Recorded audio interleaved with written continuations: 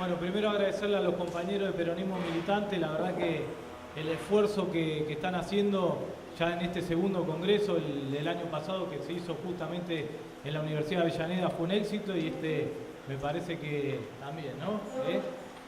Por lo visto ayer, la verdad que un montón de gente, paneles, participantes, así que agradecerle a los compañeros de Peronismo Militante por todo el esfuerzo que hacen. Bueno, nada, introducir algunos temas sobre lo que mi punto de vista de lo que está pasando.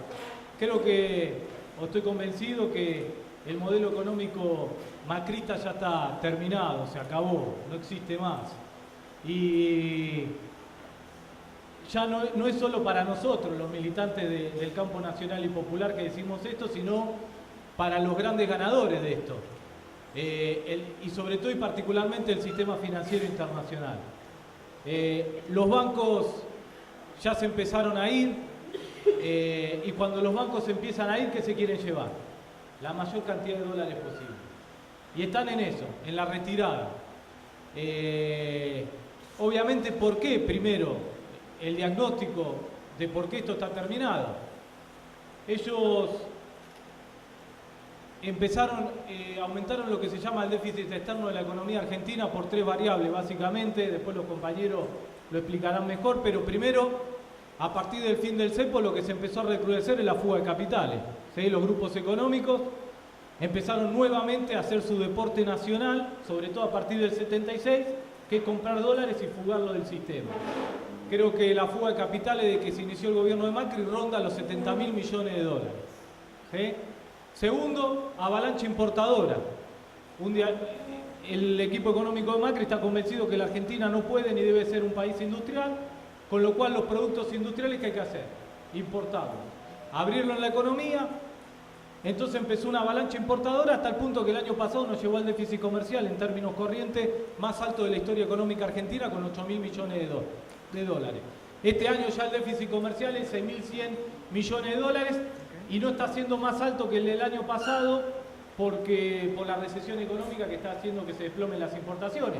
Pero seguimos con un déficit comercial importante. Repito, por la avalancha importadora. Tanto la fuga de capitales como la avalancha importadora, ¿con qué moneda es? Bueno, con dólar. Y además la avalancha importadora no solo está generando el déficit comercial más importante de la historia económica argentina, sino que es una de las causas centrales por qué se está desindustrializando la economía argentina. Llevan a la industria, a la pyme nacional, a lo que se llama la tormenta perfecta, que es costos crecientes por los tarifazos y el aumento del combustible, tasa de interés por las nubes, ¿sí? Y además caída de las ventas, porque cae el consumo, las pymes, la industria, gran parte de la industria nacional, el mercado internista, y la gente consume cada vez menos, con lo cual las pymes venden menos, y a eso se le agrega la apertura comercial indiscriminada. Por eso ya casi 8.000 pequeñas y medianas empresas que han quebrado desde que se inició el gobierno de Macri, con un agravante, que la pyme es mano de obra intensiva. Genera casi el 75% de los puestos de trabajo, por eso lo que estamos viviendo nuevamente es una crisis laboral en la Argentina. Ya en el conurbano bonaerense la tasa de desocupación llegó a los 2 dígitos de vuelta, casi 12% o superando el 12%. Ahora, también lo grave es que esa avalancha importadora extiende lo que se llama o dificulta el déficit externo. Y la tercera causa del déficit externo, de salida de dólares, es la remisión de utilidades de las multinacionales. Ustedes saben que la economía argentina está fuertemente extranjerizada. En nuestro gobierno la remisión de utilidades, es decir, la ganancia que las empresas multinacionales podían mandar a su casa matriz, estaba regulada. El gobierno de Macri desregula la remisión de utilidades, por eso las multinacionales que empezaron a hacer, volver a remitir dólares a sus casas matrices. Carrefour, que es de Francia, que remite utilidades, mientras en la economía argentina ha hecho 5.000 trabajadores. Ahora, si ustedes agregan avalancha importadora, que se paga ¿con qué? Con dólares. Fuga de capitales, que se paga ¿con qué? Con dólares. Y remisión de utilidades, que se paga ¿con qué? Con dólares. El problema es que nuestro Banco Central, el tema es que nuestro Banco Central no imprime dólares, imprime pesos. Entonces la pregunta es, ¿de dónde sacó el gobierno de Macri todos esos dólares para financiar la fuga de capitales, la remisión de utilidades y la avalancha importadora? De la deuda externa, sobre todo del Estado Nacional. Entonces empezaron a endeudar al Estado argentino para financiar el déficit externo, y nos endeudaron en 150.000 billones de dólares, que implica un crecimiento de la deuda externa de 1.300 dólares por segundo. El ritmo de crecimiento de la deuda externa durante el macrismo fue mucho más fuerte inclusive que la dictadura del 76, que la década del 90. Emitieron un bono a 100 años que implica que endeudaron a 26 gobiernos. Es lo mismo que ahora estaríamos pagando un bono que haya emitido ¿quién? Hace 100 años, en 1918. ¿Quién era presidente? Hipólito Yrigoyen. Mauricio Macri estaría hablando de la pesada herencia de Hipólito Yrigoyen, ¿sí? Que es emitir un bono a 100 años. Ahora, eso, el sistema financiero internacional, que era el que nos estaba prestando esos 150.000 billones de dólares, repito, para financiar el déficit externo, que lo grave es, venían los dólares del endeudamiento externo y al otro día esos dólares ¿qué hacían? Se iban, o por fuga de capital, o por remisión de utilidades de las multinacionales, o por pago de importaciones. Con lo cual los dólares se van, pero ¿qué nos deja? Los bonos, que hay que pagar. Si ustedes son el JP Morgan, que fueron uno de los grandes prestamistas y que además se dedicaron a hacer la burbuja financiera, no hay que ser economista para darse cuenta que la Argentina va a terminar tarde o temprano ¿en dónde? En default de deuda. La Argentina va a terminar defaulteando la deuda. Es imposible que terminemos pagando esto. Ahora, si son los bancos, si ves que esto va a terminar en default, ¿qué haces? Te vas. Y cuando te vas, te llevas ¿qué cosa? Los dólares. En enero de este año fue el último bono que nos dieron, importante, 9.000 billones de dólares. Y a partir de ahí el sistema financiero internacional le dijo a la Argentina: no hay más dólares para ustedes, no hay más deuda, porque fueron los países que más se endeudaron en los últimos 2 años y además todos esos dólares se terminan yendo de la economía argentina. A partir de ahí, sobre todo en abril, creo que empezó la primera corrida cambiaria, los bancos empezaron a vender LEVAT, que es un instrumento del Banco Central, empezaron a comprar dólares y se empezaron a ir. Y eso es lo que se llamó la corrida cambiaria. Ahora, los bancos se estaban yendo de la Argentina en forma desorganizada. ¿Sí? Cuando vieron que el JP Morgan se estaba yendo de la Argentina, detrás del JP Morgan se empezaron a ir el resto de los bancos. El JP Morgan en una semana se llevó, creo que aproximadamente 1.400 millones de dólares. El sistema financiero en 3 semanas se llevó 15.000 millones de dólares. Para tener una idea, nosotros YPF, ¿cuánto lo compramos? En 5.000 millones de dólares. En 3 semanas el sistema financiero internacional se llevó 3 YPF. Ahora, el problema de los bancos cuando se van de forma desorganizada de un país, ¿cuál es? Que pasa lo que se llama el efecto de la puerta 12. ¿Qué es el efecto de la puerta 12? Que los últimos que se van se quedan sin ¿qué? Sin los dólares. Y además, que la economía argentina iba a terminar defaulteando la deuda antes de tiempo. Por eso, ¿quién viene a tratar de ordenar la salida de los bancos?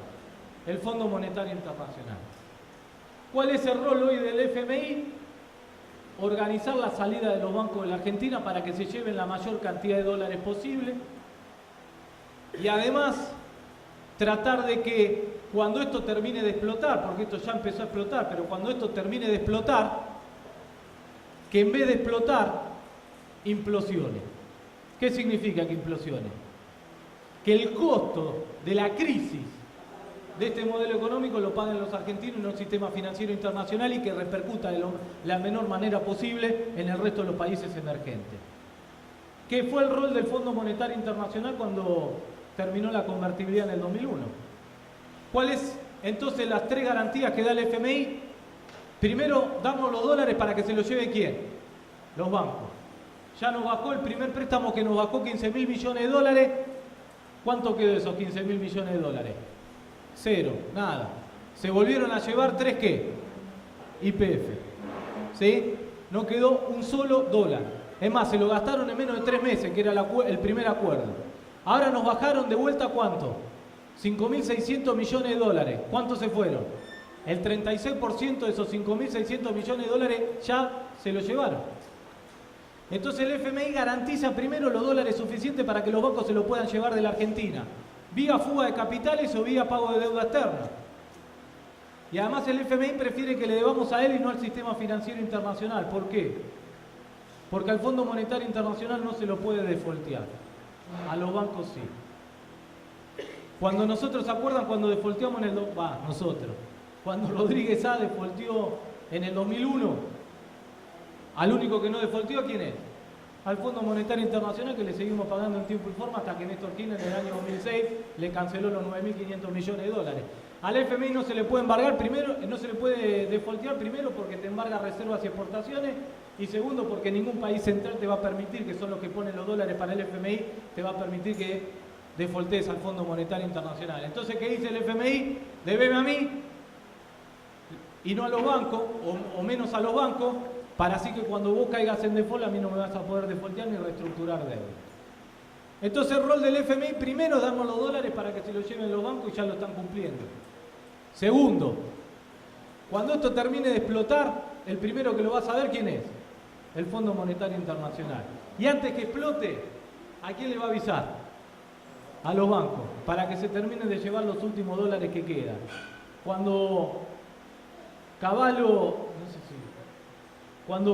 asumió como ministro de Economía de la Rúa, el Banco Central tenía 30.000 millones de dólares de reserva. Cuando declararon el corralito en diciembre de 2001, el Banco Central tenía 10.000 millones de dólares. La pregunta es, ¿dónde estaban los 20.000 millones? Subió, ¿no? ¿Dónde estaban los 20.000 millones de dólares restantes? Bueno, se lo había llevado el sistema financiero internacional porque el FMI ya le había avisado que en diciembre se terminaba la convertibilidad, entonces le dieron tiempo a los bancos para que se lleven 20.000 millones de dólares. Cuando los bancos se llevaron 20.000 millones de dólares, hicieron el corralito, explotó la burbuja financiera de la convertibilidad, y ¿a quién engramparon? A los pequeños ahorristas argentinos, pequeños y medianos ahorristas argentinos. Eso es garantizar y armar la implosión y que no explote, ¿sí? Y lo tercero que le garantiza el Fondo Monetario Internacional al sistema financiero es acelerar la política de ajuste estructural para garantizar la mayor cantidad de pago de deuda pública.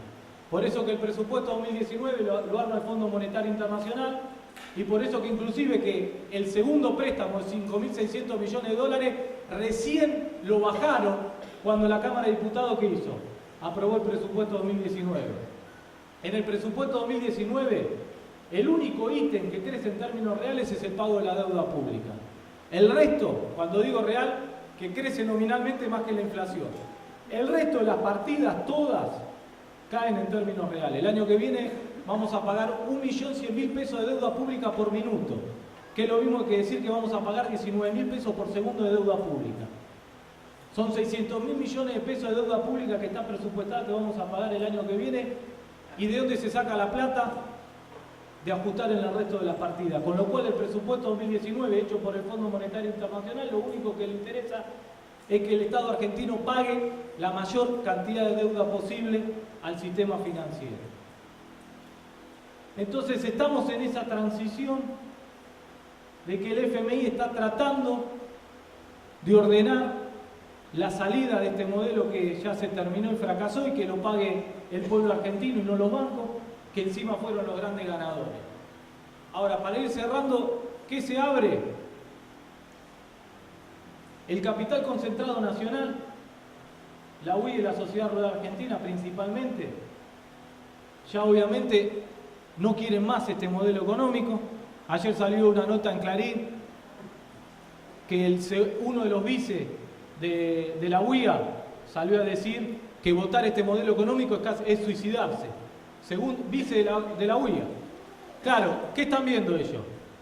Que ante el retorno al Fondo Monetario Internacional ya la UIA y la Sociedad Rural Argentina perdieron capacidad de lobby con el gobierno. Con lo cual, ¿qué le dice el Fondo Monetario Internacional? El único ganador van a ser los bancos. Ajustá con el pueblo, pero si ajustando con el pueblo no te alcanza para pagar la deuda pública, pegale a la UIA y a la Sociedad Rural Argentina. Entonces, me acuerdo un lunes, fue Macri a la UIA y le dijo: los subsidios a las exportaciones industriales las vamos a sostener porque nos interesa, bla, bla, bla, bla, bla. El miércoles de esa misma semana, ¿qué hizo Macri? Eliminó los subsidios a las exportaciones industriales porque el FMI lo llamó y le dijo: muy lindo los subsidios, pero esa plata en vez de dársela a tus industriales, ¿a quién se la tenés que dar? A los bancos. A la Sociedad Rural Argentina fue y le dijo: el peor impuesto, ¿cuáles son? Las retenciones. ¿Y qué tuvo que hacer? Volver a las retenciones. Inclusive, las retenciones, si ustedes calculan con este tipo de cambio, está aproximadamente en 33%. ¿Sí? Vuelve a retenciones. ¿Por qué? Porque lo que le dice el Fondo Monetario Internacional, si el complejo agroexportador tuyo tiene que pagar retenciones para pagar la deuda pública, que pague. Entonces pierden capacidad de lobby. Ya no quieren más este modelo económico. Y la UIA ni que hablar con la tasa de interés alrededor del 65%. Digo, esa tasa de interés no le cierra no solo a las pymes, no le cierra ni siquiera a las grandes empresas. Ahora, ¿qué va a querer el capital concentrado interno? Que la crisis del modelo neoliberal financiero lo pague la clase obrera y la pyme y no lo tengan que pagar ellos. Por eso se va a empezar a reeditar una disputa que había al final de la década del 90, ¿se acuerdan?, entre dolarizadores y devaluacionistas. Los dolarizadores, ¿quiénes eran? Cavallo y el FMI, que querían dolarizar la economía argentina para que sigan ganando, ¿quiénes? Los bancos. Y del otro lado, la UIA y la Sociedad Rural Argentina, que no querían eso, ¿qué querían? La devaluación de la moneda nacional. La mega devaluación de la moneda nacional. ¿Para qué? Y congelamiento del salario de los trabajadores. Para que la crisis del modelo neoliberal financiero de la convertibilidad lo termine pagando la clase obrera y la pequeña y mediana empresa y no lo tenga que pagar la Sociedad Rural Argentina y la UIA. Eso lo llamamos nosotros neoliberalismo productivo, que en aquel momento lo encabezó Duhalde. Desde mi punto de vista, el economista por excelencia del neoliberalismo productivo es Roberto Labaña, que era, bueno, sí, no vamos a ser solo financiero, pero vamos a ir a un modelo productivo, pero donde tenga lugar el complejo agroexportador, los grandes terratenientes y las grandes empresas industriales con salarios en dólares bajos, y que lo financie, repito, la salida de la convertibilidad, que lo pague la clase obrera y el pequeño y mediano empresario exclusivamente. Yo me acuerdo que una vez nos contó en una reunión Néstor Kirchner que cuando Roberto Labaña todavía era ministro de Economía, porque Néstor heredó a Labaña como ministro de Economía, en una reunión le dijo, siendo ministro de Economía, le dijo, Néstor, estoy muy preocupado porque empieza a haber tensiones inflacionarias. Empieza a haber suba de precios. Y Néstor Kirchner le dice, bueno, ¿por qué? ¿Cuáles son las causas? ¿Y qué le respondió Labaña? Exceso de demanda, estamos sobrecalentando la economía. ¿Sí? Néstor, como era piola y pícaro, le dijo, bueno, tráeme los datos de pobreza. Y Roberto Labaña, año 2005, creo que fue esto, le trae los datos de pobreza y le dice 35%. ¿Por qué, Néstor? Y porque si nosotros con 35% estamos sobrecalentando la economía, ¿cómo está Suecia? Que no tiene pobre. Entonces la respuesta de Néstor fue, la economía no está ni tibia. Seguía aumentando salario e inyectando demanda, hasta que no quede un solo pobre en la Argentina.